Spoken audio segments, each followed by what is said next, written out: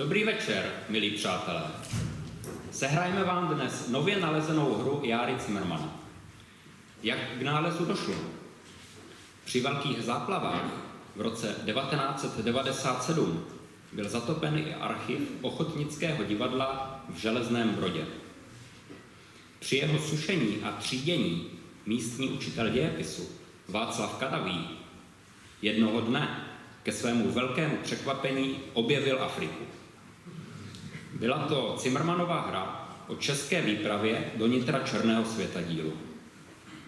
Rukopis železnobrodský nebyl pro nás jen objevem 14. Cimrmanova dramatu, ale odkryl nám i tajemství, které dlouhá léta trápilo všechny cimrmanovské badatele.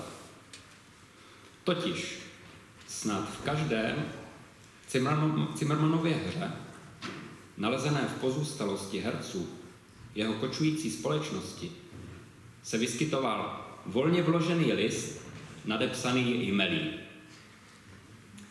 S dějem dané hry neměl žádnou souvislost. Bylo to pro nás tajemstvím až do chvíle, kdy nám kolega Kadavý prozradil, že prý tento text o jmelí je mezi železnobrodskými ochotníky dodnes populární. O co jde? Jedná se o univerzální trialog, použitelný v každé hře. Co vedlo Cimrmana k jeho napsání? No, byla to neblahá zkušenost s nápovědou. Z mladého nápovědy Standy Křečka stal se po letech starý křeček, který ve své díře pod jevištěm často usínal a kýžený text v pravou chvíli, jak my divadelníci říkáme, nehodil. A právě okamžik, kdy herci na scéně selhala paměť a z nápovědní budky se ozývalo pouze chrápání, to byla chvíle pro Cimrmanovo slavné jmelí. Tak dejme tomu, že poslední, co na scéně zaznělo, byla třeba věta z pohádky. Přišel jsem se ucházet o princeznu Zlatovlásku. Na to se rozhostilo trapné ticho. Nikdo nevěděl, jak pokračovat. A pak se někdo z herců chopil iniciativy a řekl: co pak Zlatovláska? Ale jmelí. A jmelí se mohlo nasadit. Málo kdy bylo provedené celé až do konce, protože zpravidla brzy Křečka probudilo a ten začal zase z díry házet. Ale vy si ho jistě rádi poslechnete celé, vidíte. Prosím tedy kolegy Šabatu, Mráze a Hvoždu.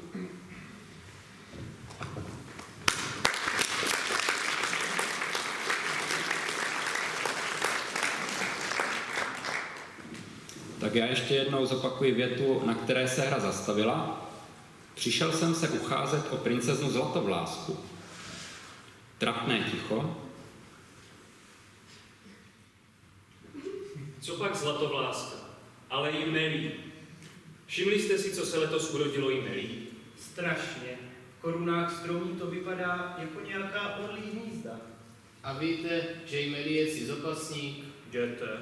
No jo, my na to chodíme se synem každý Vánoce. A co je pravdy na tom, že přináší štěstí? Jistě, jinak by to lidi nekupovali. A jak vy to trháte? No, syn vyleze na strom s pilkou a já čekám dole. A jak se dorozumíváte? Tak já na něj ze zdola zavolám. Házej! Jděte. A co když je syn hodně vysoko a neslyší? Tak to musím ještě hlasitějc. Házej! A co syn? No syn, když už má to jmelí nařezaný, tak on zase zavolá. Tak už bych to hodil! Ale to on hodí, až když je toho víc, ne? No jo, toho je vždycky celá náruč. A to je slyšet, když to dopadne? To víte, že jo? Takhle to buchne. Takováhle rána, tomu nevěřím. Vždyť jsou to jen věcvičky. No nelžu vám, takováhle rána. No, tak to by probudilo i vola.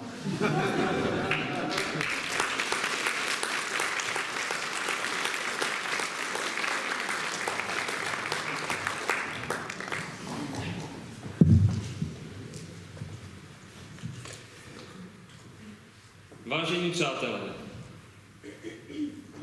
pane Plch, ten pult se zase kejvá. Uděláte s ním něco? Neuděláte. Promiňte. Vážení přátelé, při studiu hry Afrika jsme si samozřejmě položili otázku, zda Zimmermann vůbec někdy v Africe byl, nebo zda podobně jako spisovatel Karel May čerpal jen z literatury a map. Na tuto otázku jsme dostali odpověď ve chvíli, kdy se objevil na prahu naší herecké šatny jako blesk z čistého nebe doktor Hrom. Tento pracovník náprstku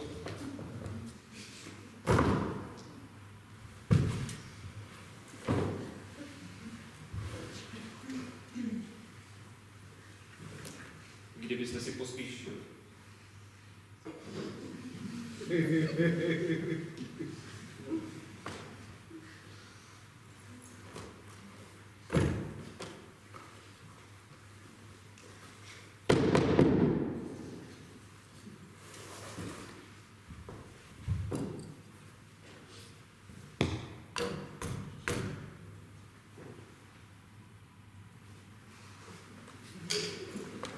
Děkuji vám.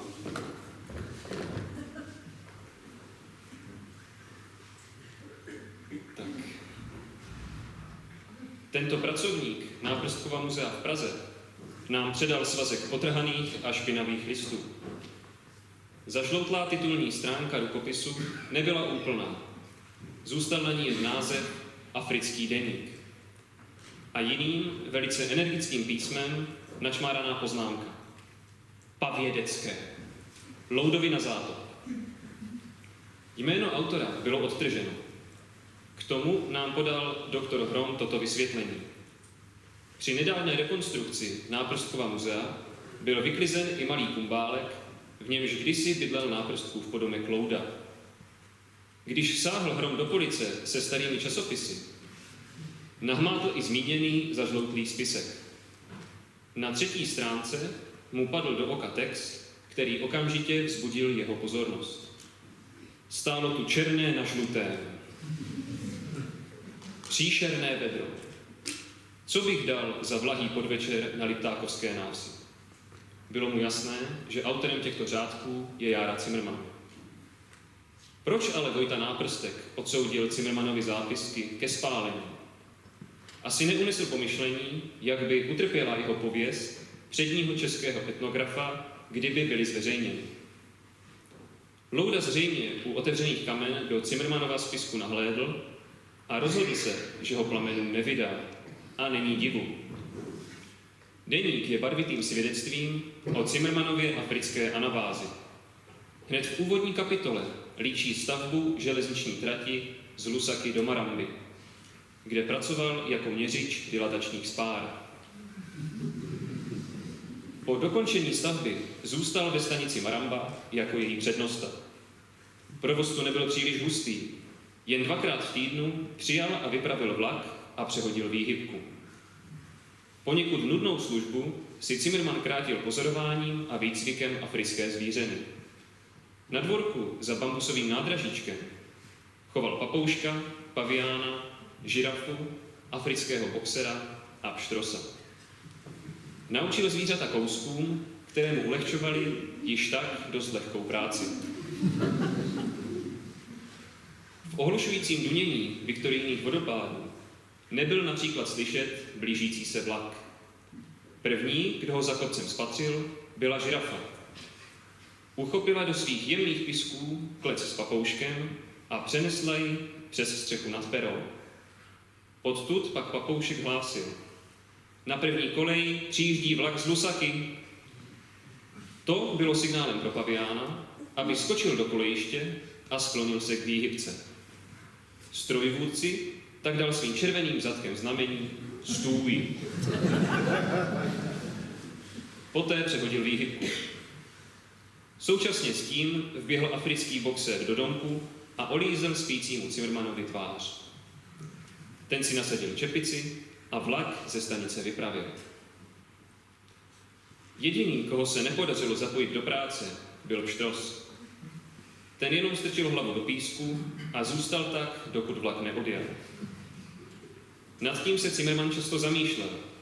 Štrosí chování mu nešlo dohromady s Darwinovou teorií o přirozeném výběru. Chápal, že například dikobraz přežil díky svým bodlinám a antilopa díky své rychlosti. Ale tvor, který tváří v tvář nebezpečí, schová hlavu do písku v bláhové iluzi, že není vidět, a přesto ještě nevyhynul, je podle Zimmermanna důkazem, že Darwinova teorie má vážné trhliny. Ani Pavlovovo učení o podmíněných reflexech neodpovídalo jeho zkušenostem. Zimmermann dělal pokusy na svém boxerovi. Před každým krmením mu zazvonil na zvonec, ale ani po roce výcviku nespozoroval, že by slynné žlázy zvířete na signál nějak reagovaly. Jeho boxer prostě slintal pořád. Zimmermannova služba ve stanici Maramba skončila zajímavým způsobem. Jednoho dne se boxerovi podařilo probudit Zimmermanna až ve chvíli, kdy si pavián nasadil jeho červenou čepici, uchopil plácačku a soupravu bez problémů odbavil. Cestující neobvyklá obsluha tak nadchla, že házeli zvířatům pamlsky. Když tedy Zimmermann poznal, že se zvířátka bez něho uživí a železniční uzel obejde, opustil stanici Maramba a vydal se na sever do neprobádaných končin Afriky. Děkuji.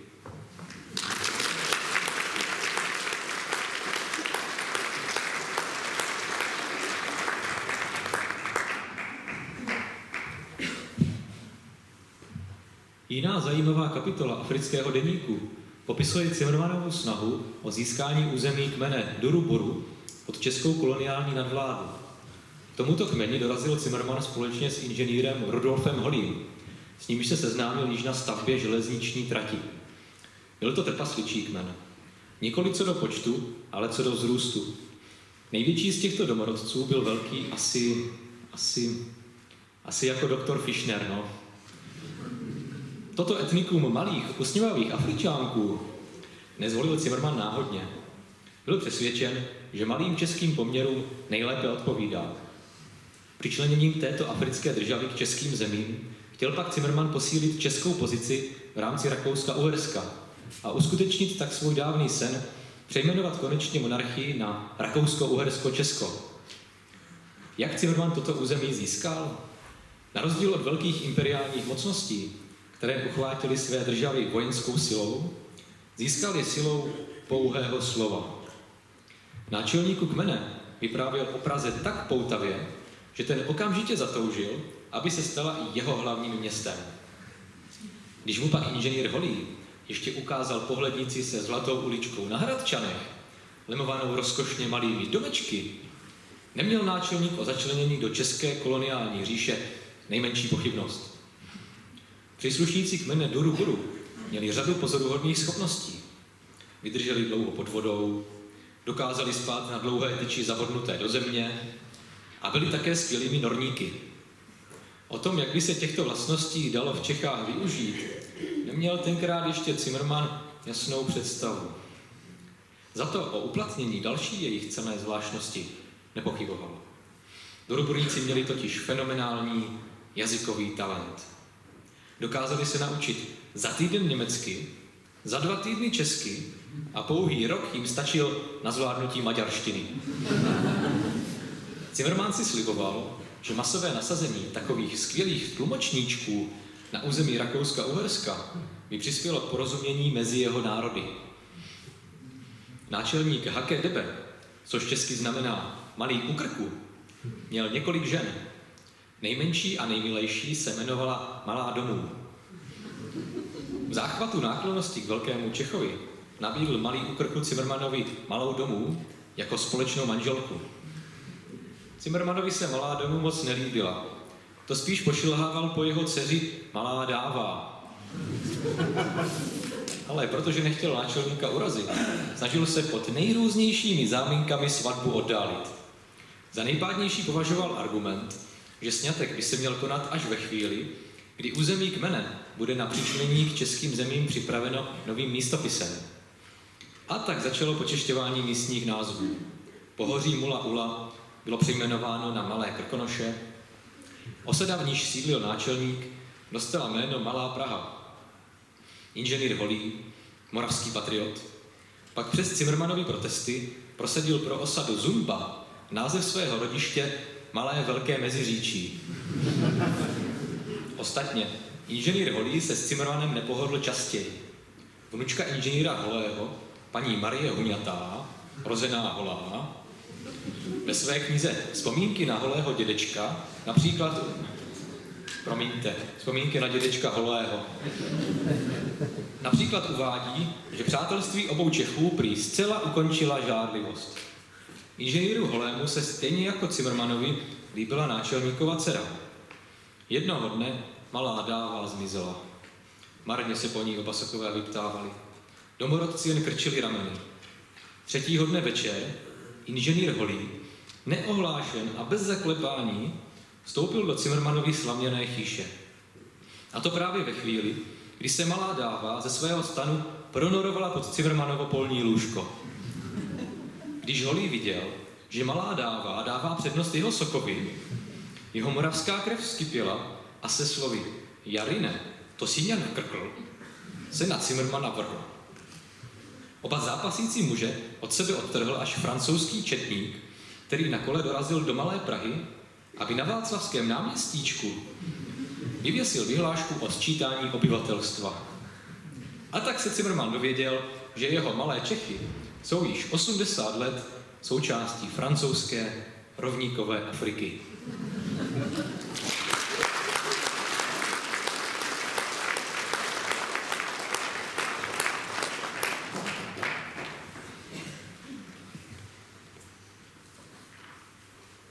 S cestovatelskými výpravami Járy Cimrmana souvisí i jeden z jeho epochálních projektů, který se stal přímým předchůdcem dnešního internetu. Na svou poslední cestu do Afriky v roce 1910 se Cimrman dostal s cirkusem Continental. Na jeho turné po Habeši byl pro svou znalost tamního amharského jazyka najat jako konferenciér. V prvním vystoupení v Addis Abebě stihla cirkus pohromu. Během přestávky v programu neodolala zvířata, tak říkajíc volání divočiny, vyvalila mříže klecí a rozprchla se. Cimrman tehdy celou noc prochodil kolem cirkusového stanu. Ožebračený majitel cirkusu hned ráno soubor rozpustil a nepotřebný stan prodal prvnímu kolem jdoucímu. Tím byl Jára Cimrman. Po návratu do Prahy postavil zakoupený stan na Letné a proměnil ho v proslulé Cimrmanovo informační šapito. V něm bylo zaměstnáno 12 středoškolských profesorů ve výslužbě, kteří telefonicky zodpovídali dotazy ze svých oborů. Uprostřed manéže seděla telefonistka, která podle druhu dotazu přivolávala k telefonnímu aparátu jednotlivé emeritní profesory. Obyvatelé Prahy ovšem v té době ještě nevěděli, co je to šapito. Jelikož už tehdy ale byli proslulými chataři, začali cirkusovému stanu přezdívat chata. Cimrman se tohoto termínu ochotně ujal a proto se ve svých zápiscích o šapito zmiňuje jako o chatě geniálního profesorského týmu, zkráceně chatě GPT. Profesor chemie Emil Hodač ve svých pamětech vzpomíná. Nastoupil jsem do Cimrmanova encyklopedického stanu v mrazivé zimě roku 1910. Seděli jsme na lavicích okolo manéže, popíjeli čaj z termoláhví a povídali si. Vždycky, když zazvonil telefon a paní Helena se ohlásila naším firemním heslem Všechno víme, odpovíme. Každý se těšil, že to bude právě on, kdo bude přivolán, aby z hlavy, bez pomoci příruček, odpověděl na otázku. Dotazy byly nejrůznějšího druhu. Například, jak těžký je měsíc, kdy se vrátí Čápy z teplých krajin, kdy se vrátí manžel z restaurace a podobně. Šéf kanceláře doktor Cimrman byl s naší prací spokojen. Jen profesor Weber ho popuzoval, neboť mírně zadrhával a do telefonu se hlásil www. Weber. A profesor Šustr ho přiváděl k zoufalství, neboť ve všech svých výkladech operoval s myší polní. Slon africký byl těžký jako 30 000 myší, lasička byla 1,5krát rychlejší než myš a trus kuny lesní páchl 4krát pronikavěji než trus myši. Tázala se ho jedna dáma, jak jedovatá je muchomůrka zelená. Odpověď profesora Šustra byla neuvěřitelně názorná. Cituji. Hlavní jed muchomůrky zelené, takzvaný amanitin, je tak prudce jedovatý, že množství, které bychom nabrali na špičku nože, usmrtilo by 100 000 myší, které seřazeny za sebou utvořily by řadu 18 kilometrů dlouhou, podle níž bychom se vykračovali 4,5 hodiny vojenským krokem. Vzpomínka profesora Hodače je prvním svědectvím o využití myši jako operátoru v počítačové technice.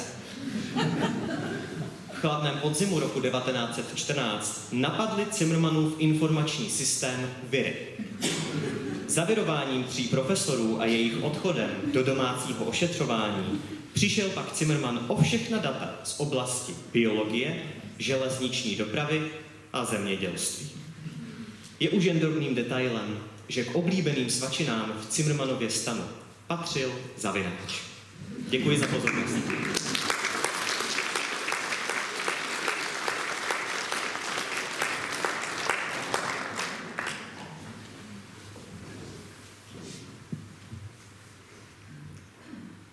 Ve hře Afrika, kterou uvidíte po přestávce, složil Jára Zimmermann velký hold Josefu Václavu Sládkovi.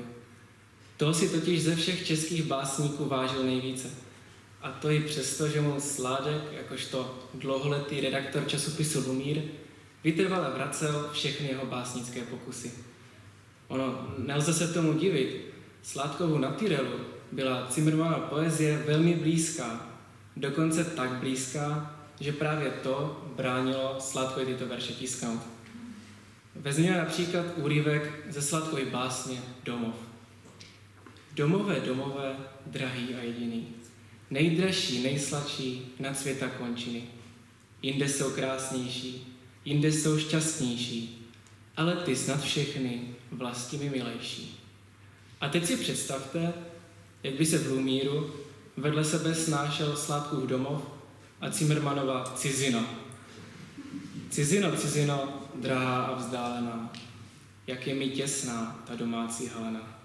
Jinde jsou krásnější, jinde jsou šťastnější. Například v Japonsku poznal jsem 2 gejši. K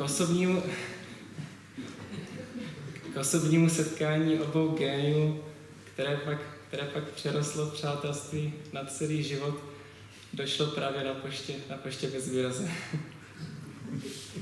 Zimmermann totiž v básníkově Rodišti krátký čas působil jako poštmistr. Je otázkou, zda se na tomto místě ocitl čistě náhodou, nebo aby byl svému idolu na blízku, ale to teď není důležité. Podstatné je, že Sládek jednoho srpnového dne potřeboval poslat ze svého letního bytu báseň do zářivého čísla Lumíra. Termín dodání do tiskárny tak říkajíc hořel. A proto se Sládek rozhodl verše podat jako telegram. A byla to shodou okolností jedna z jeho nejkrásnějších básní. Lesní studánka. Tak představme si tu situaci. Josef Václav Sládek přichází. Promiňte, omlouvám se, že se pořád na vás tak dívám, ale vy jste Josefu Václavu Sládkovi tak neuvěřitelně podobný. Není u vás v rodině dokonce nějaká příbuzenská vazba nebo něco? Nevíte? Omlouvám se. Třeba o tom ani nevíte, že jo? Tak nic, omlouvám se, takže znovu. Tak představujeme si tu situaci. Josef Václav Sládek přichází. To je tak podobný. Josef Václav Sládek přichází na poštu a diktuje do okénka čarovná slova o křišťálové studánce, kde nejhlubší je les a kde roste tmavé kapradí a vůkol rudý vřes. A Zimmermannův rozechvělý ukazovák všechnu tu krásu převádí do teček a čárek. Avšak ve chvíli, kdy Sládek diktuje závěrečné 4 verší, telegrafistova ruka se náhle zarazí. Báseň, která se v budoucnu stane neodmyslitelnou součástí všech českých čítanek, totiž autor uzavřel dnes již neznámými slovy. Když usnou lesy hluboké a kolem ticho jest, tu starý vodník s rusalkou chce do studánky vlézt. To snad ne, mistře, zvolal tehdy Cimrman. Taková krása přece nemůže skončit tak pokleslou erotikou. Myslíte? Znejistil Sládek. A jak byste to tedy chtěl ukončit? Cimrman se zamyslel a v této své hvězdné vteřině zúročil svou schopnost dokonalého sladkovského epikona do magického závěru básně. Když usnou lesy hluboké a kolem ticho jest, i nebesa, i studánka jsou plný zlatých hvězd. Ano, ano, odešlete to, zvolal do letě Sládek. A oba básníci si přes poštovní přepážku potřasli svými geniálními pravicemi.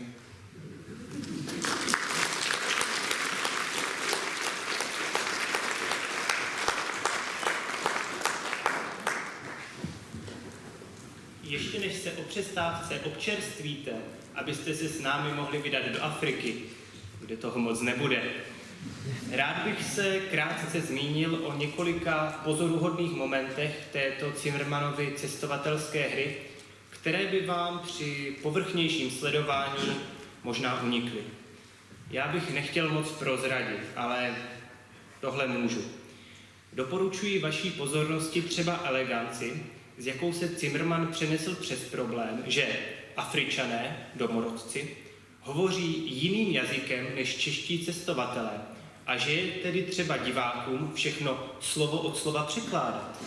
Nebýt této geniální invence, spočítali jsme s kolegou Šipkou, že hra Afrika by trvala 8,5 hodiny. Takhle my to stihneme v polovičním čase. Druhým zajímavým momentem je odvážný inscenační krok, k němuž se Cimrman odhodlal kvůli hercům, kteří měli představovat Afričany. S výjimkou herce Krátkého, původním povoláním kominického mistra, se totiž účinkující odmítali mazat do rolí domorodců sazeny, protože potom, bez možnosti koupele, odjížděli z venkovských štací jako černí pasažéři. Bez nadsázky lze říci, že můžete mluvit o štěstí, že se nám podařilo najít zrovna hru Afrika. V opačném případě bychom totiž byli nuceni najít nebo nasadit jiné Cimrmanovo exotické drama, totiž Opeřeného hada. A to bych vám skutečně nepřál. Proč? No, protože Opeřený had to je dílko, které mladíčký Cimrman napsal, když pobýval s básníkem Sládkem. Aha, vy? Když pobýval s básníkem Sládkem mezi severoamerickými indiány. Hra byla určena přímo ochotnickému souboru kmene Hurónů, známého svým hypertrofovaným smyslem pro humor. Cimrman zřejmě počítal s tím, že Hurónům stačí i slabší vtip k nevázanému smíchu. Jen tak si vysvětlujeme, že Opeřeného hada, pro nás takřka nestravitelného, Huróni, jak Cimrman vzpomíná, sežrali. O obtížnosti této hry pro naše evropské vnímání lecos napoví už osoby a obsazení. Tak, kmenového šamana Opeřeného hada hrál, seskočil z rudé skály a vyrazil si dech. Indiánskou dívku tančila jako blázen až do bílého rána. Hrála, lovila veverky v korunách stromů. Prakem. Jejího chlapce skákal přes oheň, až si propálil mokasíny. Představoval, kouřil dýmku míru, ačkoliv nebyl v radě starších. Pro ilustraci vám přečteme krátkou ukázku z Opeřeného hada, a to část 3. obrazu, kdy tančil jako blázen až do bílého rána a skákal přes oheň, až si propálil mokasíny. Na nátlak tetu si neměl rozhněvat, přicházejí k Opeřenému hadovi.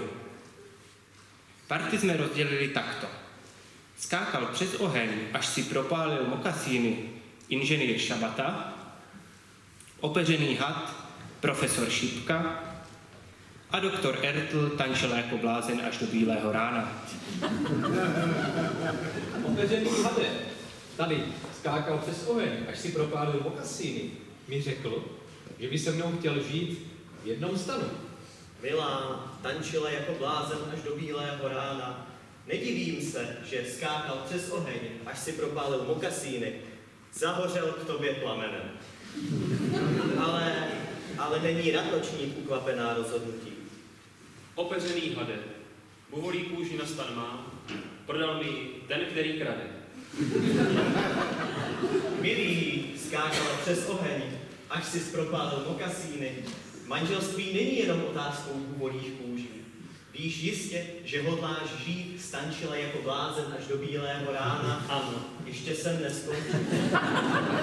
Víš jistě, že hodláš žít stančila jako blázen až do bílého rána, až do konce života? Ano.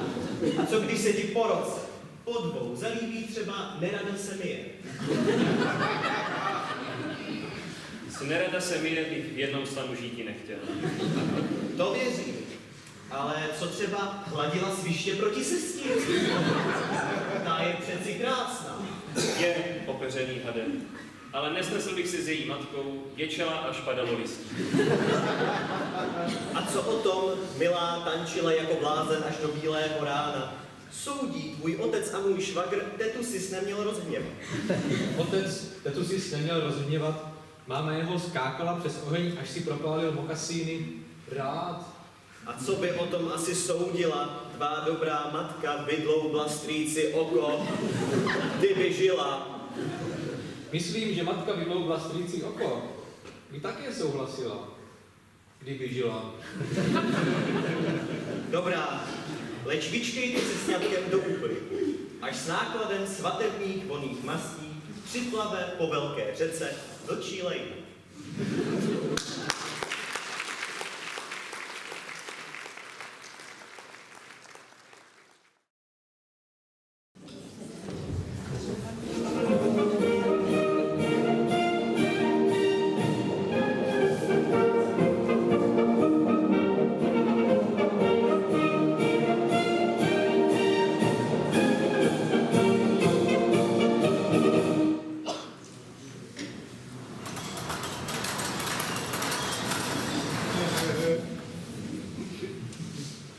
Milé dámy, milí pánové, vážení páni mecenáši naší výpravy do nitra černého světadílu.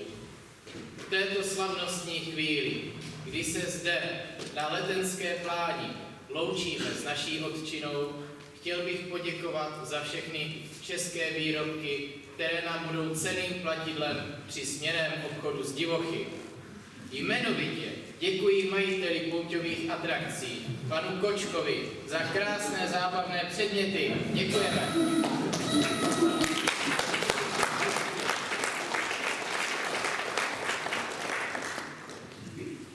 Dále děkuji panu továrníku Šrolovi z Broumova za pestré bavlněné látky. Děkujeme.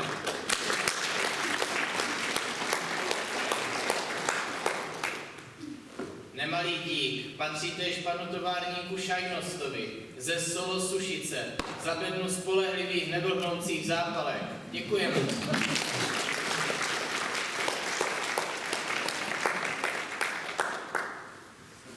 A tam to vidím paní Karolínu Světlou Mužákovou, rozenou Rotovou, jejíž rodina darovala naší výpravě 3 takovéto bedny hřebíků. Děkujeme.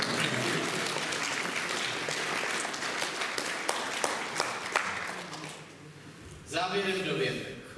Někteří se naší výpravy vysmívali, jako například praští Němci. Někteří nám dokonce házeli klacky pod nohy, jako například známý cestovatel Vojta Náprstek, vlastním jménem Fingerhut. A přece se našel mecenáš, který se rozhodl naši expedici financovat a který s námi bude dokonce sdílet i slasti a strasti naší cesty. Je to velký český nižší šlechtic, baron Ludvík Úvalský von Úvaly u Prahy.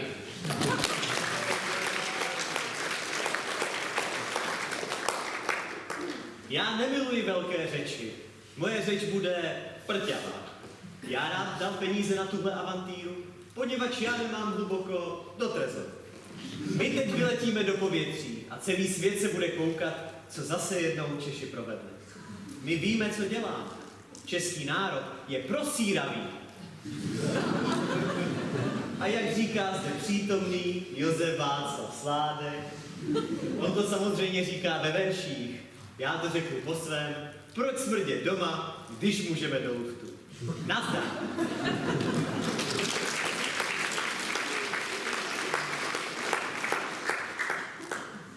Duchovním pastýřem naší výpravy je bratr Cyril Metoděj. A promiňte, otec Cyril Metoděj. Ale bratr také.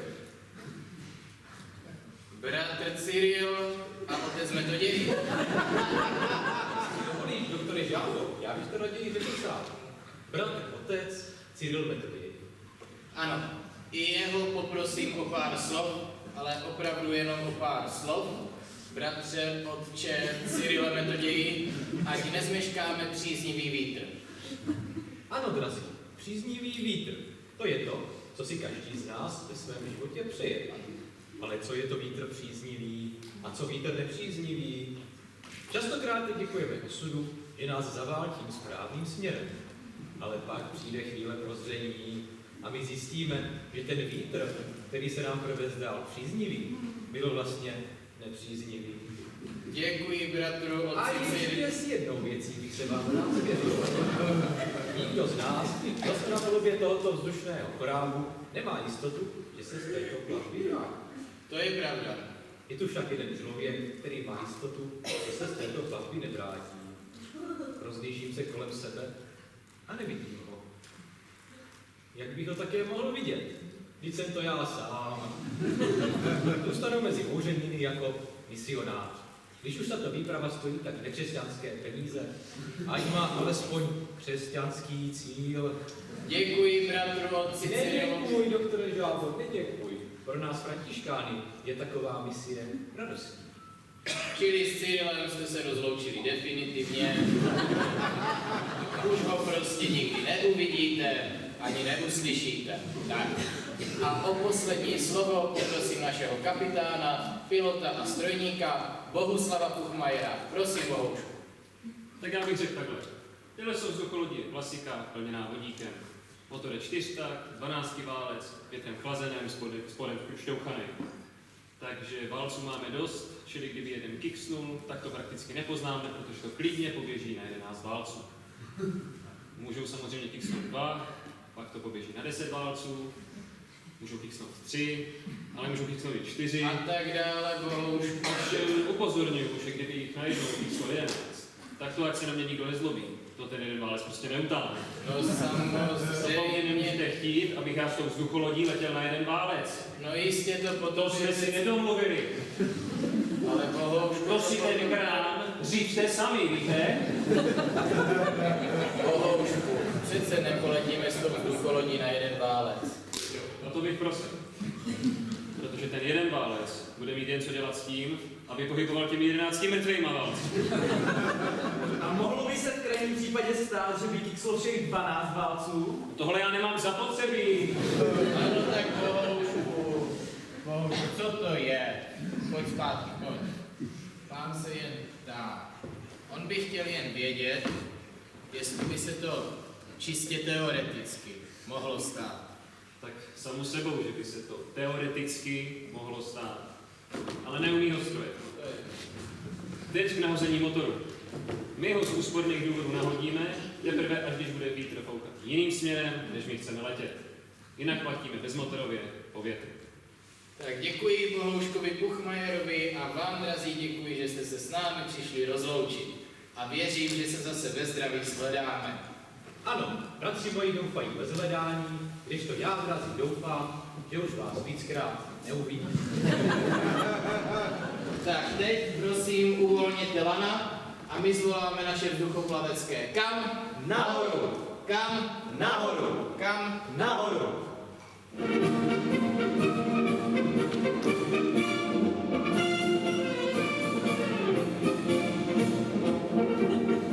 Podívej, doktore Žábo, jak jsou ti lidé dole maličcí. Takhle nějak nás asi vidí. Ano, ano, i to naše národní muzeum je tak malé, až se bojím, že se do něj všechny trofeje, které z Afriky přivezeme, nevejdou. Nejsou to Běchovice? No jo, jsou. Vidíte, tamhle můj domek? A kde? No tamhle. Červená střecha, dvorek a na něm bouda. Ale bohoušku, tak vypadají všechny. No jo, ale u dveří mýho domku se něco leskne. To vidíte, ne? Ano, ano. Ano, něco kovového. No, tak to jsou řídítka toho kola. Jakýho kola, bohoušku? Toho našeho. To jsem ho měl naložit, abychom mohli podnikat krátké a rychlé výpravy do afrického okolí. Tak s tím je utrum, pánové. To je škoda. Na krátké rychlé výšky do afrického okolí jsem se těšil. Nemůžu myslet na všechno. Pane barone von Úvaly u Prahy, právě přelétáme Úvaly u Prahy. Vidím váš zámeček a z parku vám mávají. Vypadá to, že se všichni Úvalané seběhli, aby se s vámi rozloučili. Je jich celá horda. To není žádná horda. To je moje rodina. Manželka, tchán, tchýně, bratři, sestry, strýcové, tety, moje děti, jejich děti. Jasnou cestu, muži! Jasnou cestu, zedi! Tatíku, přivezeš nám zimou obličku! Přivezu, drobátka moje, přivezu, ženuško, maminko, tatínku a všichni ostatní. Naschledanou! Jak je krásné mít svoji rodinu. Vidíte, Takhle hluboko pod sebou. S Bohem, moji drazí, dlouho se neuvidíme. Aspoň doufám.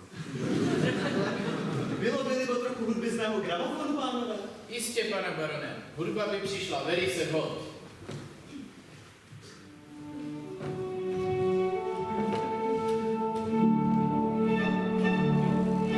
Teď už vám to můžu prozradit. Víte, proč já mám nastrkal takový peníze do týdle bláznivý Luftrajze, abych si od nich odfrknul. Nelíbí se mi, že letíme na východ. Poslyšte, doktore Žábo, já jsem znal nějakýho inženýra v půlce. Nejste vy jeho otec? Ne, můj syn je také žába. Otec žába, dítě žába, no to jsou dneska věci. Bohoušku, pořád letíme na východ. Neměli bychom nahodit motor a zamířit k jihu? Klid, doktore. Stále soupláme a nahoře by měl foukat severák. A teď bych vám rád spustil jednu lampu od Friedricha Smetany. Je to píseň česká a zpívá ji smíchaný pěvecký sbor Hlahol. Možná, že později, pane barone, si ji pustíme. Teď pojďte, pánové, uděláme briefing. No, už mi taky vyhládl. Tak já přinesu pánev a na takovou vařič. Ne, Bohoušku, počkej, pojď zpátky. Briefing není jídlo. To je označení, kterého užíval můj britský kolega Livingstone pro krátkou a rychlou poradu. Doktore Žábo, jestli dovolíš, chtěl bych úvodem našeho briefingu předeslat několik slov. Bratři, všichni tušíme, že je něco mezi nebem a zemí, co člověk není s to pouhým rozumem pojmout. Cyrile, to jsem ti chtěl říct. Ty nejsi briefingový typ. Čili pokud vyhlásím briefing, ty si sedni a mlč. Přátelé, stručně neboli briefing. Zanedlouho přistaneme mezi lidožravci. Jak se k ním chovat? Tak především je třeba zjistit, kterou denní dobu lidožrout obědvá a jednáme s ním výhradně po jídle, nikdy na lačku. Dále se musíme vyhýbat těm hloupým českým úslovím, jako říct třeba před nima, že je tady někdo pečenej, vařenej. Tady je nikdo nemastný, neslaný, to by se snad říci mohlo. To by od té konzumace, píše Odradilo. Stále máme briefing. Bylo třeba říct, kdyby se rozkrájel, to by byl taky pěknější domec, co? Jistě, takové řeči mohou rozdráždit. Hezká česká fráze, taky stojíš jako zařezaný.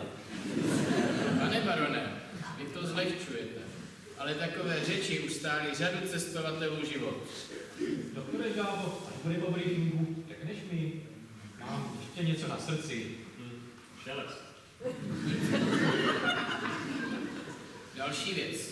Při obchodování s lidožravci uvalují embargo na nože, hrnce, kastroly, kvedlačky a sirky. A co s tu hadla? Ne, Nebo lidé nám maslo? ale no tak bohoušku, to jsou mi nápady. Má někdo nějaký dotaz? Jestliže ne, končí briefing. Brdavři. Brdavři. Evangelium svatého Matouše se praví. Zasaď dobrý strom, i jeho ovoce bude dobré. Zasaď špatný strom, i jeho ovoce bude špatné. Dá poslouchat to vléc. A já se tážu, co je mým úkolem na této cestě. Zasadit strom. Je už po briefingu, doktore Žábo. A já se tážu, je správné, abych já, sadař boží, započal své misijní dílo v zahradě Ďáblově. Cyrile, prosím tě, co chceš říct? A jestli musíme zrovna mezi lidožravce. Mě by se vysilnařilo mezi normálníma černochama. To je možné, ale mecenáš naší výpravy na lidožravcích trvá. Je to tak, pane baron? Ano, já chci nebezpečí. Když už jsem jednou od rodiny, tak ať si ušiju adrenalin. Já o tom potom vydám knihu. Český baron mezi lidožravci. To bude cestopis, pane barone. Ne, kuchařka.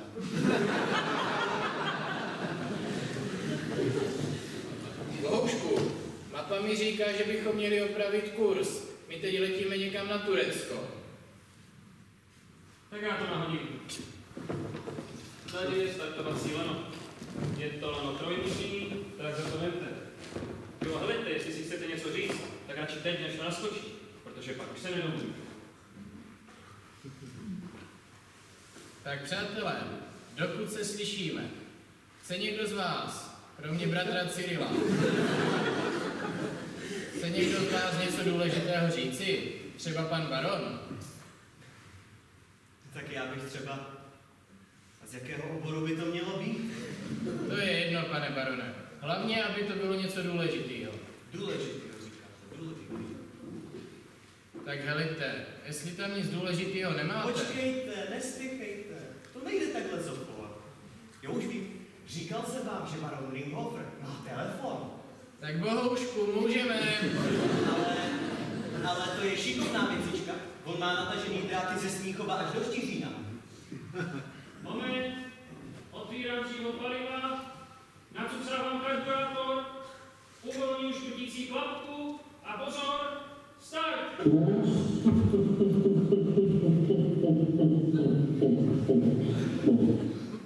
Tak jsem si taky říkal, že si to pořídím, takovej telefon. Je studenej, takže znovu nacucávám a pozor, start!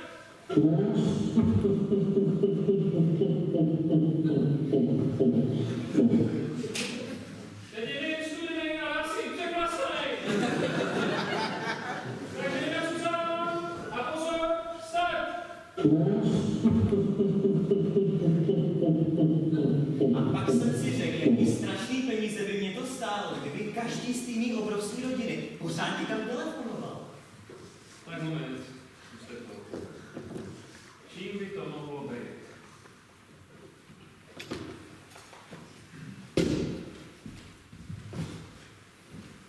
Palivo tam jde, jinak by se to nepřechlastalo. Plynový zemen neprokluzuje, jinak by to ani neblaflo. Bohoušku, stále letíme na Turecko. Všem otázka je, jestli ten švung byl dost silný. Ono 12 válců je 12 válců. To ano, ale pořád nás to nese nesprávným směrem. Ještě by to mohlo být slovovisko. Bohoušku, já nevím, jak bych ti to... Podívej takhle. Kdyby se ti taková věc stala s automobilem, tak ty se můžeš klidně posadit do škarpy a třeba hodinku nad tím špekulovat. protože ten automobil stojí. Ale teď, zatímco ty tady uvažuješ, tak ta vzducholoď letí. No, to magneto asi jazdí slabovisku. A neletí pomalu, Bohoušku. Ten vítr, rozumíš, ji každou vteřinou unáší pryč od směru, kam my chceme. To bude tou slaboviskou. Bohoušku, já nevím, jestli mě vůbec vnímáš. Ale vnímám, to víš, že tě vnímám. Ale čím víc mi do toho budeš kecat, tím víc ta oprava potrvá.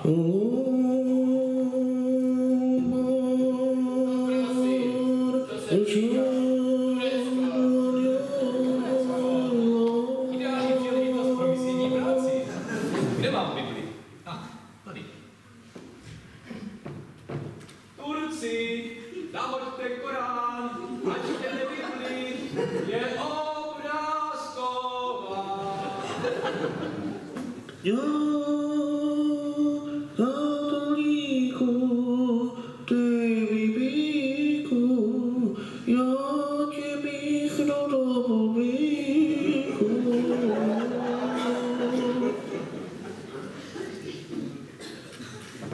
Nechtěj, no. Tak jsem sešteloval to magneto a zkusíme to znovu. Jo, helejte, jestli si chcete něco říct, tak radši teď než to naskočí, protože pak už se nedomluvíte. Říkal jsem vám, že baron Lincoln má telefon? Říkal, pane barone, Bohoušku, můžeme. Tak pánové, připravte se, pozor, start!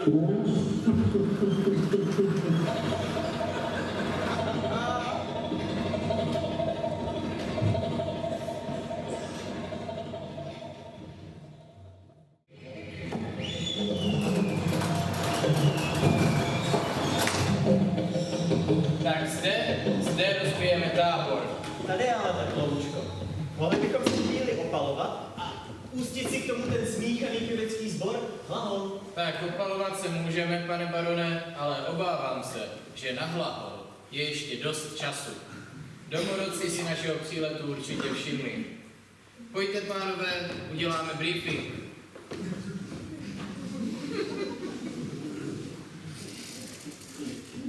Přátelé, přistáli jsme přímo v nitru Černé Afriky, proslavené cestami velkého Livingstona. Ten zde našel svůj druhý domov. O zdejších domorodcích doslova řekl, no ty vypadáš. Řekl, mám je rád jako své vlastní děti. V těchto místech se hovoří jazykem Babaru. Tomuto jazyku se Cyril kvůli své misionářské práci naučil, čili tlumočníka máme. Jsem si taky pár užitečných věd z učebnice vypsal. Víte třeba, jak se řekne babarujsky někteří cestovatelé? Někteří cestovatelé, to bychom měli znát. Na přholu. Jak? Na břolu? No, tam bylo psáno, zimnicí onemocnili i někteří cestovatelé. V závorce na přholu. Tak, to bylo myšleno asi trochu jinak, Bohoušku. No ale nějaké základní fráze bychom znát měli. Cyrile, jak se řekne babarujsky dobrý den? Patapaňumba. Vatapaniumba. Správně, ale chci tady pozdravit opravdu srdečně. Dvojíme na konci slovo ňumba. Řekneme tedy Vatapaniumba, ňumba. Vatapaniumba, ňumba. Velmi správně. No, jak se řekne s Bohem? Tak Bohu oni mají hodně, takže oni neříkají s Bohem, ale s Bohama. A to se řekne Aša modla. Šamodla. Písomost máte dobrou, jo? No a po pozdravu oni budou chtít vědět, s kým mají jednat. Čili Cyrile, jak se řekne, toto je náš náčelník. I och kondom. A jak jsou tady ty lidožravci ozbrojení? Mají pušky třeba? Ne, palné zbraně, pokud vím, sem ještě vůbec nedorazili. Mají. Ano, správně, nože mají, oštěpy mají. Cyrile, jak se řekne, když mě nezabijete, dostanete dary? Jo, pane doktore, podmiňovací věty. Ty oni vůbec neznají. Oni to vyjádří souřadnými větami. Něco jako v českých přísloví. Tam se také neříká, budeš žít mládí lenošit, budeš muset na storák lena žebrat. Řekneme, mladí ležáci, staří žebráci. Pro boha, Cyrile, bratře, otče, blbče. Řekni jim, že když mě nepodříznou, dostanou dary. No tak to by se snad dalo nejstručněji vyjádřit, nepodříznej, zbohatneš. Tak už to vyjádři.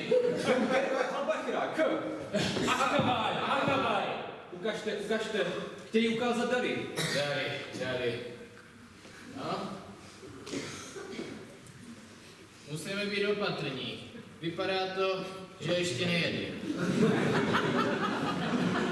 Tak mládenci, podívejte se, co jsme vám přivezli až z Prahy.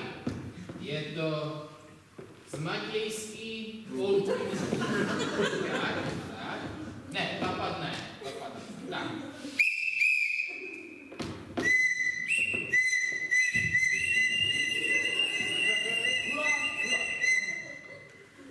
Zeptej se jich, jak se jmenují. Umakata. Lele. Ty a ty lel. Když vy nám pomůžete, my vám dáme přebytek. Halafa. Nudolo. Kipuri. A pestré látky. Uabofara. Pro vaše ženy. Uobaba.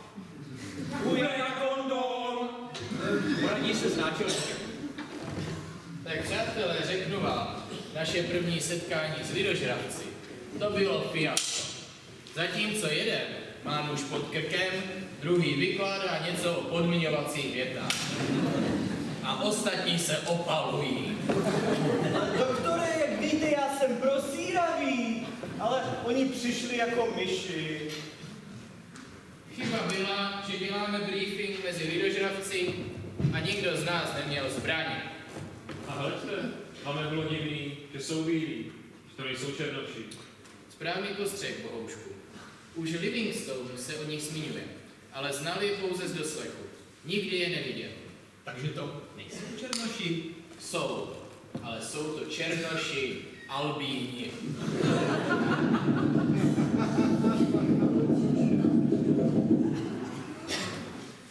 Tam ua.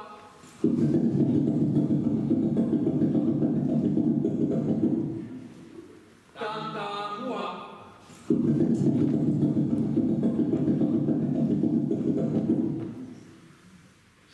Šurum, kondom, k.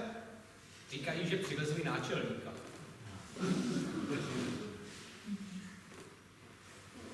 Kondom, papola mázdra, k. Jejich náčelník se jmenuje Lína Huba. Bacha tabuk, ale nedá se to slyšet. Bacha papula mázdra, bala pecha nudak. Aha, a proto oni mu neříkají Lína Huba, ale holé neštěstí. Já jim řeknu, že náš náčelník je doktor Žába, ne? Kondom, šaman kvák.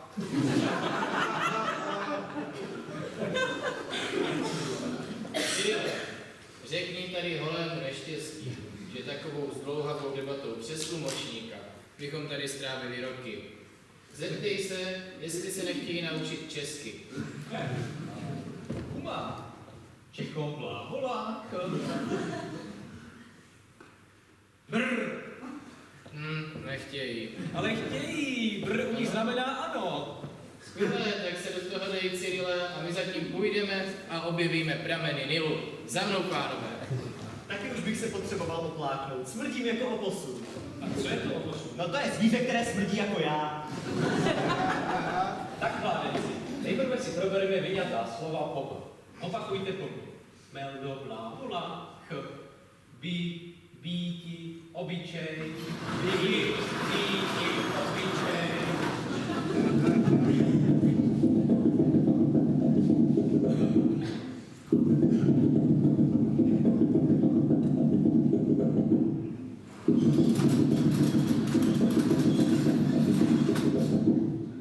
Tak co lidožravci, jak jste daleko s výukou češtiny? Ahoj kluci! Nazdar, nazdar. Jaká byla voda? Vy dobře umili mídlem myš, mi to vyšlo. No teda, vy umíte česky Jako když biče mrská. No, to se teda Cyril vycejchnoval. Mimochodem, kde je?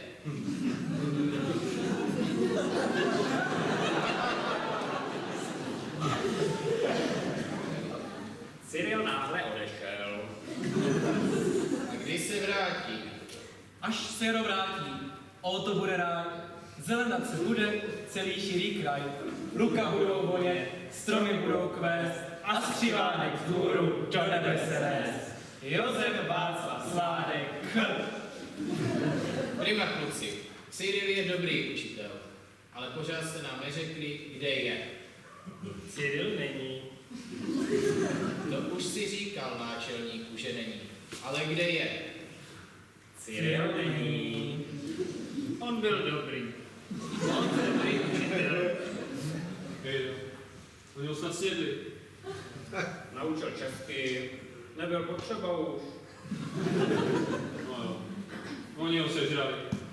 Byla velká přestávka. Tak se shodili k svačině, co? On řekl, chovejte se tu slušně. Nezlobte, já jdu na lov. Ano, na lov odešel. To mi spadká ze srdce. Počkejte, já bych nevěřil. Kam on odešel na ten lov? Do loviště. No jo, ale to oni myslí do věčných lovišť. Ale klid, pánové, klid, já to prošetřím. Kanibalo, kde jsou ta loviště? V lese. A v kterém lese? V hlubokým lese. A znáš cestu? No tak znáš nebo neznáš? Znám křišťálovou studánku, tam roste tmavé kapradí a v úkol rudý vřes. Dobře, dobře, ale kterým směrem to je? No tak jdu tam nebo tam. Tam ptáci laně chodí pít od vrcholí kmen. Ti ptáci za dne bílého, ty laně v noci jen. Mein Gott, řekne mi někdo, kde je váš učitel češtiny, když skončila hodina. Když usnou lesy hluboké a kolem ticho jest. I nebesa, i studánka jsou plný zlatých hvězd. Josef Václav Sládek, Podívejte se, to je co? To ty znám dal, co se ti stalo s rukou? Ale nic, jen ji tak opatrně držím, aby mi nespadl. Kdo jako? Vidíte ho? No já nikoho nevidím. Vidíte? Já taky ne. No to je právě na něm to úžasné. Počkej, ukáž. Teď si ho vyplašil. To byl chameleon, ty trdlo, no. A je pryč. Víš, jaký by to byl krásný živý exponát do našeho muzea. To jo. Neviditelný exponát. A víte, kde jsem ho našel? Vyhříval se na takovém velkém bílém kameni. A na bílém kameni byl vidět, jo? No, on spal, zdálo se mu, že se vyhřívá v trávě, takže byl zelený.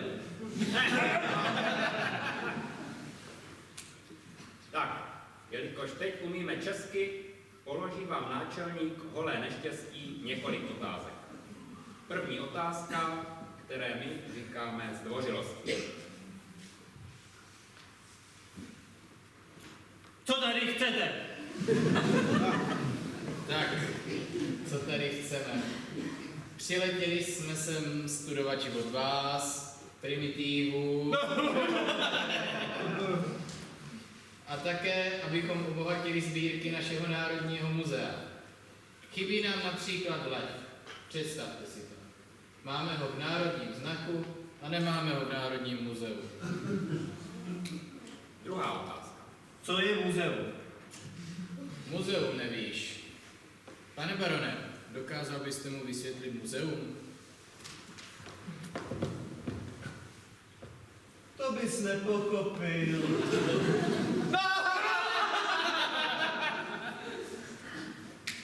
Třetí otázka.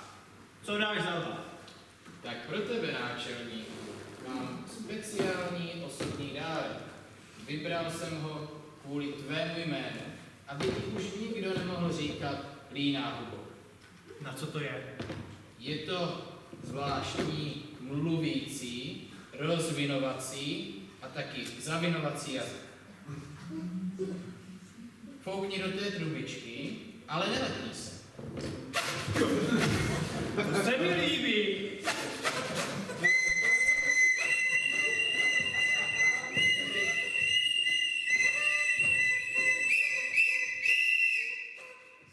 Tak, stačí. To si potom užijete u tábora.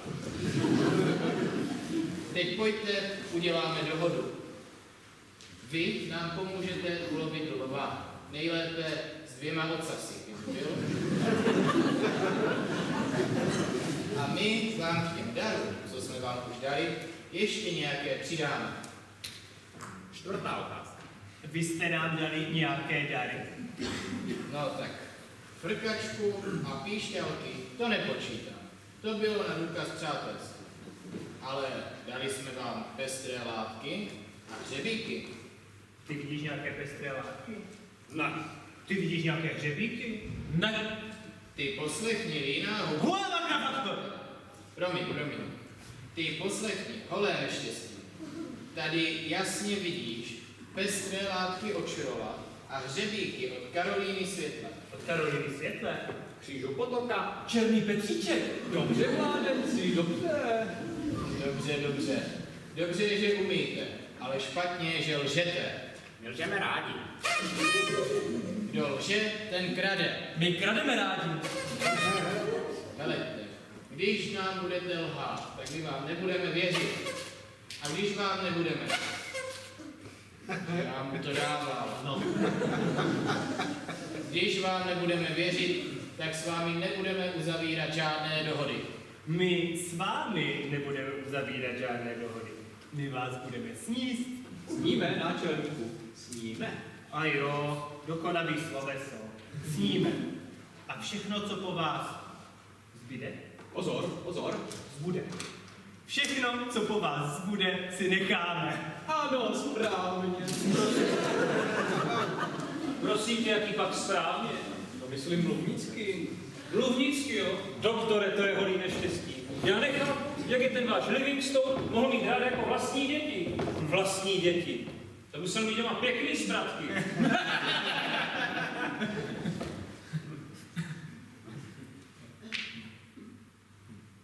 Co pak zpratky?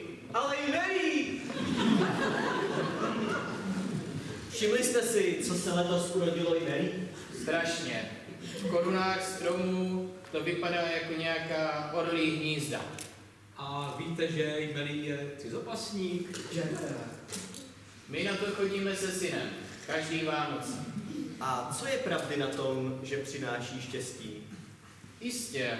Jinak by to lidi nekupovali. A jak vy to trháte? Tak syn vyleze nahoru s pilkou a já čekám tady dole. Někdy se postavím i vedle kousek. A jak se dorozumíváte? No tak já na něj takhle ze zdola zavolám Hergot, házej!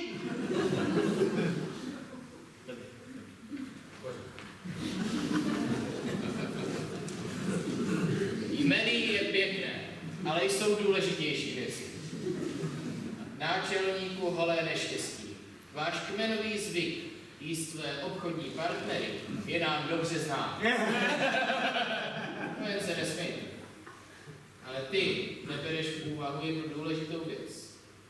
Tu věc já mám teď na rameni, ale já ji ze svého ramene sejmu, abys poznal, co taková věcička dovede. Vidíš tam toho supa, co nad námi hladově krouží? Vidím, to je vometák. Jak vidí cestovatele, tak tady vartuje a čeká, že mu necháme zbytky. Tak na toho supa já teď zamířím a ty se dobře dívej.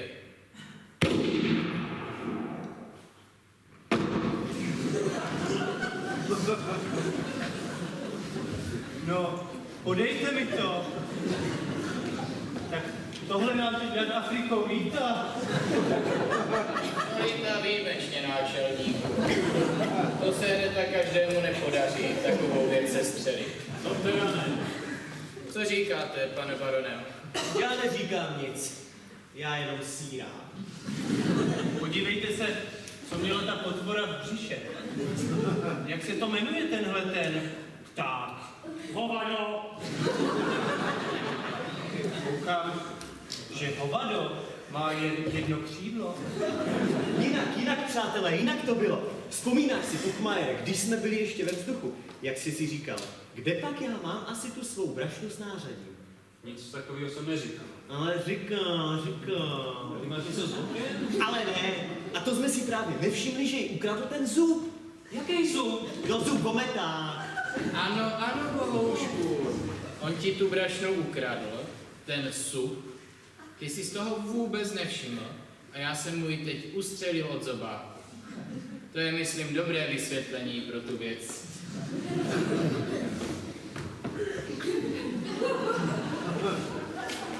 No.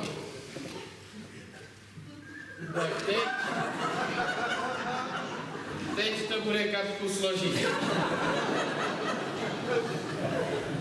Teď bych to viděl tak, já osobně, že ta kulka nejen ustřelila vometákovi tu brašnu od zobáku, ale zřejmě ho i smrtelně ranila.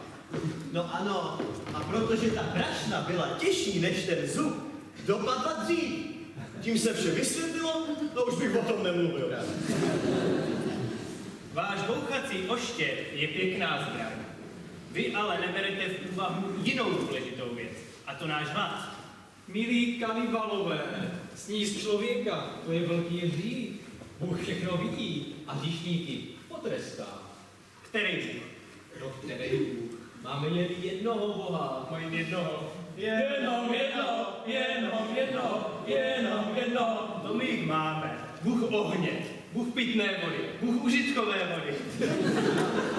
Bůh koření, Bůh proti pálení žáhy, Bůh proti mouchám cece, Bůh proti kašli. Bůh, abychom měli děti, Bůh, abychom neměli děti. No a tohle všechno u nás řídí jeden Bůh. Ale to nemůže jen Bůh stihnout. Cyrile Metoději, takhle se s nimi nedomluvíme. My se půjdeme smočit do Nilu a ty je zatím rychle obrátí na křesťanskou víru. Pojďte, pánové.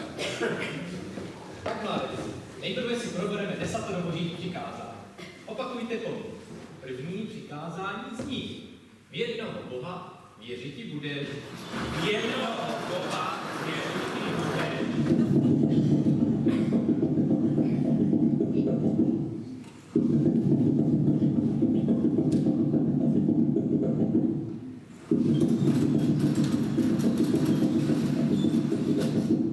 Tak co, přátelé naši, jak vám jde katechismus? Pochválen Pán Ježíš Kristus. Až na věky. Jaká byla voda? Celkem příjemná. Mimochodem, že je Cyril. Cyril není. Už zase není. A kam pak šel? Cyril odešel do lovišť. A ulovil se toho svého chameleona. A dal se mu krásné jméno. Mizi. To je pěkné, ne? Sám mi skočil na ruku. Už si na mě zvyk. Tak pojď s Mizíčku, pojď. Pomaloučku. Opatrně, tak. A tadyhle se posaď. No vidíte to? Jak nechytil všechny barvy té lásky. No skutečně dokonalé mimikry. Můžu si ho pošimrat pod bradičkou? Ale jistě, můžeš. Kde je? Tady v těch místech? No ale prosím tebe.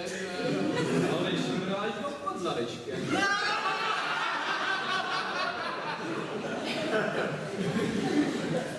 A jak s tím misionařilo, Cyrile? No dobře, poslouchejte. Kde se narodil Ježíšek? V Betlémě. Kde v Betlémě? Na Seně. Co uděláme? Půjdem spolu do Betléma. Kolik máme božích přikázání? 11. Ale to je snad nějak moc, ne? Já jsem jim tam jedno přidal. Jak zní 11. přikázání? Nesežereš bližního svého. Výborně. Tak, a teď prakticky. Teď si zahrajeme Všechno smíme, když to smíme. Ano! Banán jíme. Ano! Ořech jíme. Ano! Kachnujíme. Ano! Kamaráda jíme. Ano! No já ji dám. Ještěrku jíme. Ano! Žábu jíme. Ano! No, ale to snad Co je to povídá? tohle blbej. Doktora žábu jíme. Ano. Ne. Je, podívejte, můj chameleon. Chameleon jíme! Ano, chameleon jíme. Ale ne moc vyzikanej. Vyziku, pojď dolů. No nemyslí si, že ti nevidím. Doktore, teď když jsme obráceni na katolickou víru a víme, že vás nesmíme jíst, mohl bych si prohlédnout ten váš bouchací oštěp? Oštěp, jistě. Tak. Ne. Je to opakovací kulovnice, ráže 7,57, vyrobená ve Strakonici. Ve Strakonicích. Strakonický dudák, Josef Kajetán Tyl, Český budík, Ale buditel, vole. A jak se s tím bouchá? Tak, teď už je náboj v komoře. V komoře není náboj, v komoře je myš. Dobře. Tak teď už je myš v komoře. Teď stačí odjistit, stisknout, ale teď nemačka. To by udělalo bum a vyletěla by myš, kocour, všechno. A máte ještě jiný bouchací oštěp? Ne, jenom tenhle jeden. A jenom jeden. Jenom jeden. Měli jeden a už nemají žádný. A jsme vřiti. To ještě ne. to nejde tak rychle. Nejdřív si vás uvaříme, Pak sníme. my pak dlouho trávíme. To nejde vynechávat. To by se nás připravili na to nejlepší. Parkanti prodadný. Podívejte se, to je co? No my teď tak máme náladu na chameleony. Ale ne, zabil jsem si ruku normálně. To jsou největší neděle v sádře. No tak pojď, já ti to ošetřím. S rukou si nelámej hlavu. Jestli je špatná, hodíme ji vometáku. Ale vometák je mrtvej, náčelníku. Tak, vometáku bráchovi. Je, tím, že se chystá oběd. Co pak bude dobrého? Naše kuchyně je vyhlášená. A my z vás neuděláme žádné blafy. Každý si může vybrat, na jaký způsob bude podáván. Mám tady bohatý jídelník. Tak, tohleto. To je zadělaný cestovatel s brusinkovým terčem. No, jo, a tohleto. Angličan župan. No, a tohleto nám moc chutná. Maso 3 barev. Mně asi něco uniklo, ne? No jo, chtějí nás sežrat, ty tvoji novopečený katolíci. Na čem si ho uděláme? Na oleji nebo na sádle? Na čem bys nejradši byl? Naživu. Hele, to nepřipadá v úvahu. Ale co pak? Co vy tady stojíte jak zařezaný? Žádný strach, pánové, žádné úzkosti. To by nebylo dobré to vaše maso. Tu zkušenost my máme. Jeden cestovatel z Berlína nám vysloveně zahořknul. To nebylo dobré, pamatujete? No jo, německý hořčák. To bylo hrozný. Přátelé naši bývalí, po tom všem, co jsme pro vás udělali, obdarovali vás, česky naučili, na křesťanskou víru obrátili. Ano, přátelé, ano, víra. To je to slovo, které se snáší jako déšť na vypravenou půdu našich duší. Cyrile, prosím tě, mlč, nebo se doopravdy nasedou. Ale není briefing, ne? Není briefing, ale mlč. Náčelníku, hele neštěstí. To je opravdu velké zklamání, kterého jsme se ve vaší krásné Africe dočkali. Jak smutně to říká, vy, náčelníku. Hrozně smutně. Kuku, Lele, ještě nezatápějte. Musíme nejdřív rozveselit. Dáme si ty veselé příhody ze života. Puku, vypravuj, jak jsi se chtěl ženit. No, to přišel jsem jednou k řece a koukám, na druhém břehu stojí holka. Volám na ní. Pojď sem, vezmu si tě za ženu. A ona povídá, pojď sem ty. A já říkám, ale já neumím plavat. A ona říká, tak ahoj. No, a tak jsem se neoženil. Lele, a teď ty vypravuj, jak jsi se chtěl ženit. No, přišel jsem na řece a koukám, na druhém břehu stojí holka. Volám na ní, pojď sem, vezmu si tě za ženu. Ona povídá, pojď sem ty. Já říkám, já neumím plavat. Ona povídá, já jo, a tak jsem se oženil. To mě vždycky sebere tohleto. A teď zkuste něco vy? Myslíte, že by je rozesmálo, jak si baron Ringhofer pořídil ten telefon? Pochybuji, pane barone. Podívejte se, A přátelé. co tohle? Podívejte, to je veselé. No tak to jim už vůbec neukazuje. Žádný kostičky nebudou. Budeme tady dělat kašpary s kudlou pod krkem. Bratři, já bych tu zábavu tak jednoznačně neodmítal. Když už je náš konec nevyhnutelný, proč nevystoupat po nebeském žebříku s veselou myslí? Vždyť veselá mysl půl zdraví. No, zabiju. Ještě ne, neho mluvit, pokračuj. Bratři, chtěl jsem říci, že ta naše závěrečná proměna z hostů, pohoštění, by se měla odehrát v ovzduší radostného odevzdání. A teď je to dobře mluví. Věřili byste, že se mi začalo stýskat po rodině? Žádné stýskání. Pokračujeme v programu. Ať je maso dobře předveselené a prošprýmované. Puku, Lele, dáme jim tu veselou hádanku. Budete hádat, co to znamená? Co to je? Nevíte? Ta semnice se rozhlíží, jestli venku neprší. A teď zkuste něco vy. Náčelníku holé neštěstí. Chtěli jsme s vámi být po dobrém a v míru, ale jak vidíme, chcete boj. Tak tedy bude boj. Pane barone, jděte a probuďte celý náš český kmen.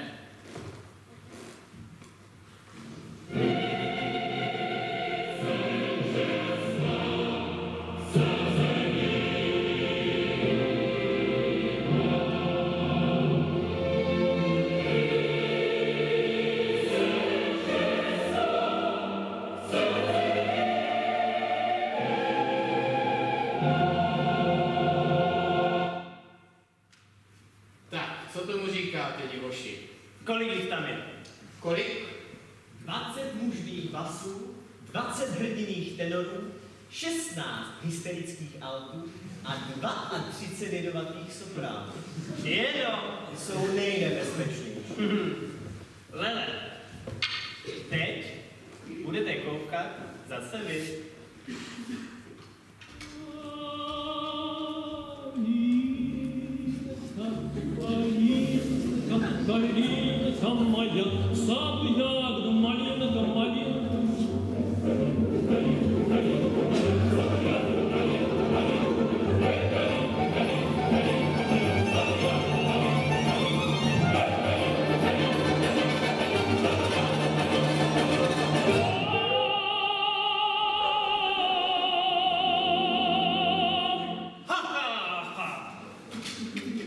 Co tomu říkáte? Kde jste přišli ke gramofonu, holci? Jeden dobrý ruský cestovatel, kterého jsme snědli, nám dal spoustu užitečných věcí za to, že ho nesníme. Jo, mě dal hodinky za to, že ho nesníme. Tak by se rozkrájel za to, že ho nesníme. Nechce to chytit, je to asi vlhký. My máme sirky, nechcete? Nechtěj. Sirky? Co je to sirky? No, to je tohle. To, když chcete sirky, když chcete oheň, tak je to raz, dva. Ano, ano. Raz, dva, raz, dva, raz, dva. Takhle my okolo toho vlhkýho dřeva tančíme a ono chytne. Idioté. to je hudební nástroj. Ano, je to český lidový hudební nástroj, sólový ze Sušice. Tak pravda, jako hudební nástroj by se to taky dalo použít. Ale já vám teď ukážu, jak stačí jediným škrtnutím. Dětem a blbcům zimní dorky nepatří, a nepatří, a nepatří, a nepatří, a nepatří, a nepatří, a nepatří, a nepatří. To byl hezký tanec. A co takhle nějakou básničku dát lepšímu? Ano, Josef Václav Sládek. Domové, domové. Ano, domov, ta je krásná. Ano, to je pravda. A bude to zároveň takové důstojné rozloučení s domovem. Ukáž. To bude zase nějaký tanec, protože idioty. Domové, domové, drahý a jediný, nejdražší, nejsladší nad světa končiny. Jinde jsou krásnější, jinde jsou šťastnější, ale ty snad všechny vlastně mi nejlepší. Josef Václav Sládek. Tak vidíte, z básničky jste celý pryč a kdyby tu s námi básník Sládek byl, tak byste ho sežrali. Josefa Václava Sládka bychom nesežrali. Toho bychom na nosítkách nosili, bavlně chovali a z každého jídla by dostal největší flákotu. Já jsem chtěl, aby jel Sládek s námi.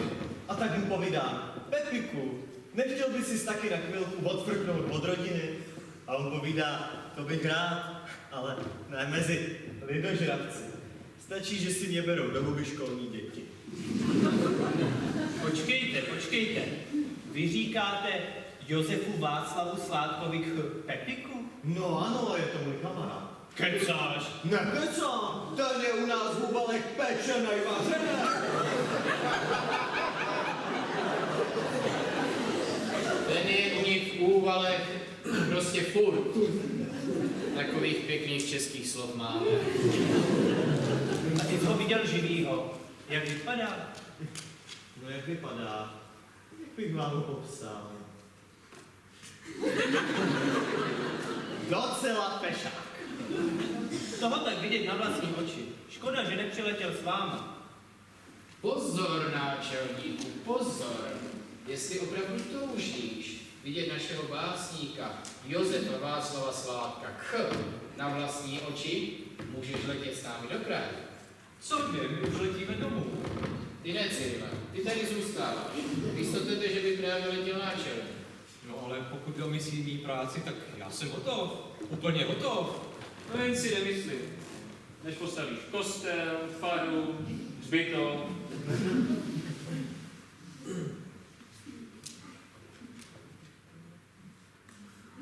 Co pak hřbitov, ale i velí.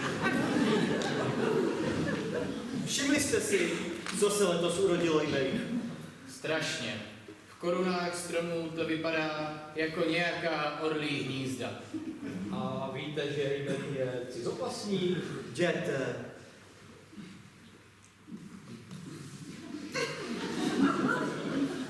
Co pak jděte?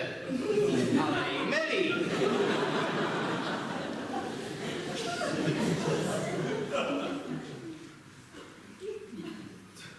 Co pak jmelí?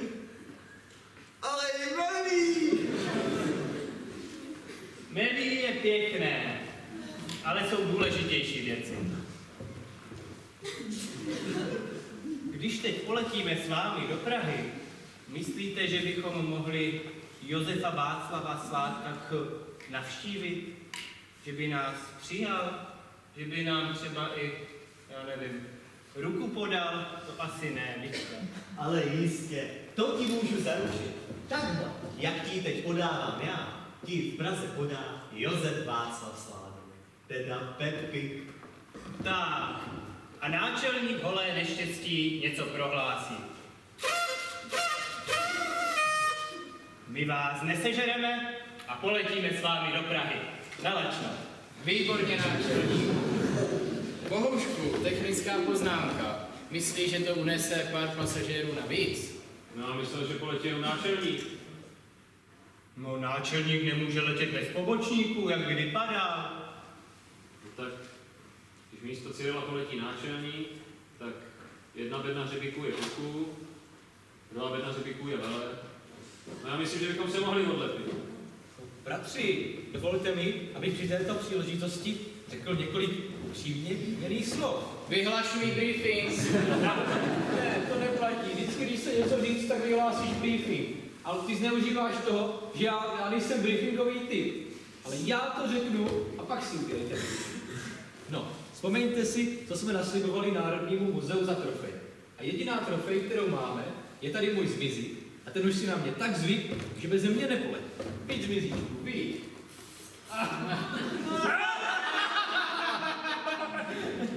Podívejte se, Češi, já bych vzal katechetu s sebou, protože jestli ho tady necháme, tak ho naši sežerou. Bohoušku, já myslím, že když bychom odšroubovali kabinu a nechali ji tady, tak bychom se mohli vznést. No mně by teda kabina byla milejší, ale jak myslíte? Tak přátelé, na co čekáte? Nasedat. A jak dlouho poletíme? Zvedá se Pražák. Přímý vítr Afrika Praha. Budeme tam raz, dva.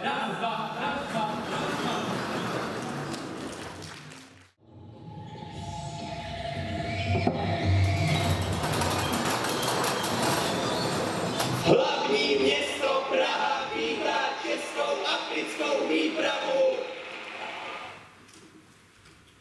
Drazí, vracíme se poněkud dříve, než jste nás čekali. Vidíte, ale nevracíme se s prázdnou. Podařilo se nám objevit kmen lidožravců albínů, což se nepodařilo ani velkému Livingstoneovi, ani středně velkému holubovi, o malém náprstku ani nemluvě. Náčelník tohoto kmene, zde přítomné holé neštěstí, se uvolilo, že se nechá společně se svými pobočníky doživotně vystavit a posléze i vycpat v našem Národním muzeu. Ať žije holé neštěstí! Ať žije holé neštěstí! Ano, ať žije holé neštěstí. Setkání s lidožravci nás málem stálo život. A víte, co nás zachránilo? Básnické dílo zde přítomného Josefa Václava Sládka. Ať žije Josef Václav Sládek! Ať žije Josef Václav Sládek! Za setkání s ním byli lidožravci ochotní ušetřit naše životy. A také za to, že si s nimi mistr potřese pravicí. Mistře, buďte tak laskav, pojďte sem nahoru za námi a podejte jim ruku. No neboj se, Pepichu, neboj.